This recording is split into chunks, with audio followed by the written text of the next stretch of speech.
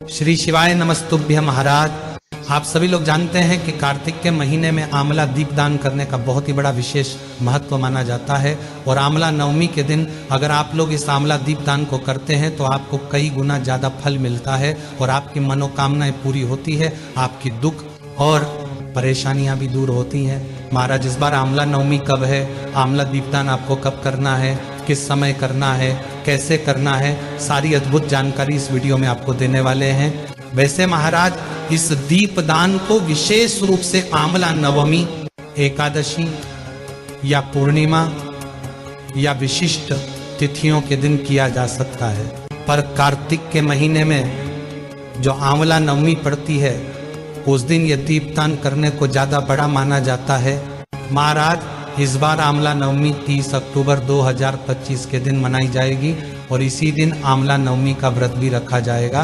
तो इसीलिए इसी दिन आप लोगों को आंवला नवमी के दिन ही आंवला के 5 दीपक भी तैयार करने हैं। महाराज, इस दिन विशेष रूप से आंवले के ही दीपक तैयार किए जाते हैं। यहाँ पर मिट्टी के या आटे के किए जाते हैं।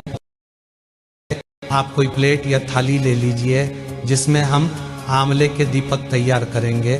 सबसे पहले प्लेट में एक स्वास्तिक बना लीजिए। उसके बाद आपको यहाँ पर 5, 11, 21, 51 आंवले लेने हैं, जो कि आप किसी पेड़ से भी ले सकते हैं या खरीद कर भी लेकर आ सकते हैं। पर कोशिश करना कि आंवले के पेड़ से आंवला नवमी के दिन आप लोग अवल ना तोड़े। आप अपनी क्षमता अनुसार जितने आंवले के दीपक जलाना चाहते हैं वह जला सकते हैं। हम उदाहरण के लिए मान लेते हैं कि हम 5 आंवले यहाँ पर ले रहे हैं। अब सबसे पहले वाला जिस तरफ से आंवला पेड़ से टूटा हुआ है उस तरफ से हल्के हल्के से आपको गड्ढे करने हैं, क्योंकि दीपक लगाने के लिए हमें उन आंवलों के अंदर थोड़ा गड्ढा करना पड़ेगा। अब आप अपने सभी 5 दीपकों को अपनी थाली में सजा लीजिएगा और सभी दीपकों को रोली कुंकू और चंदन से तिलक कर दीजिएगा। महाराज, प्लेट को भी तिलक जरूर कर देना जिसमें आपने ये दीपक रखे हुए हैं। अब आपको यहाँ पर गोल बत्ती तैयार करनी है। जितने आपने दीपक तैयार किए हैं उतनी ही गोल बत्ती आप तैयार कर लेना।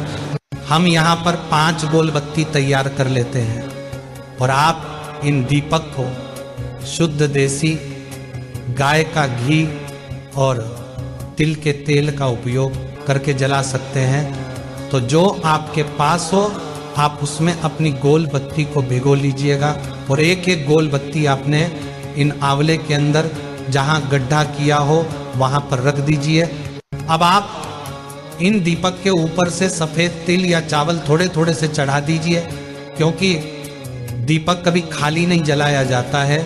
अब आप अपने इन 5 दीपकों को जला लीजिए और महाराज, ये दीपक आपको शाम के समय प्रदोष काल में तैयार करने हैं और उसी समय जलाने हैं। अब आप दीपकों के पास में थोड़े से फूल भी चढ़ा दीजिए और एक जल का लोटा रखकर थोड़ा सा जल दीपकों के आसपास छिड़क दीजिए।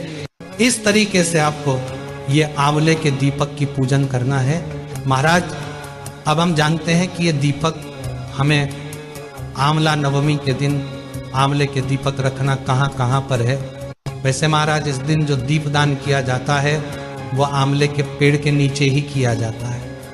तो अगर आपके घर के आसपास आंवले का पेड़ है तो आप वहीं पर जाकर इन 5 दीपकों को आंवले के पेड़ के नीचे जाकर जला कर आए, या अपने घर से पूजन करके जला कर लेकर जाएं और वहां पर जाकर रख कर आ जाए और हाथ जोड़कर आंवला देव से प्रार्थना करें, क्योंकि इस दिन विशेष रूप से ये दीपक हम भगवान विष्णु जी और माता लक्ष्मी जी के लिए रखते हैं। क्या महाराज, आप दीपक को कहीं पर भी रखें पर इन्हें सीधा जमीन पर ना रखें। पहले उस जगह पर थोड़े चावल या फूल की पंखुड़ियां रखकर ही इन आंवले के दीपक को उस जगह पर रखिएगा। अब अगर आप लोग ये वाला दीपदान अपने घर में करना चाहते हैं तो कौन कौन सी जगह पर करेंगे वो भी सुन लीजिए।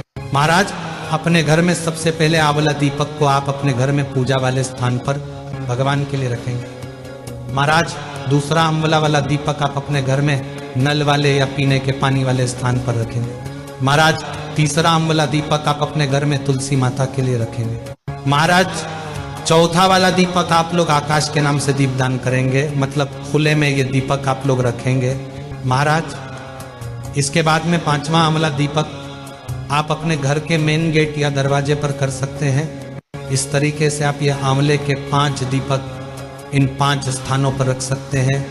और अगर आप लोग आंवले के पेड़ के नीचे दीपक को जला रहे हैं तो वहीं पर 5 दीपक लाइन से जमा कर आप लोग आंवला दीपदान कर सकते हैं। और महाराज ये दीपदान करने से स्वर्ण दान बराबर हमें फल देखने को मिलता है। अगर आप लोग भी ये आंवला दीपदान आंवला नवमी को करने वाले हैं तो हमें कमेंट में जरूर बताएं।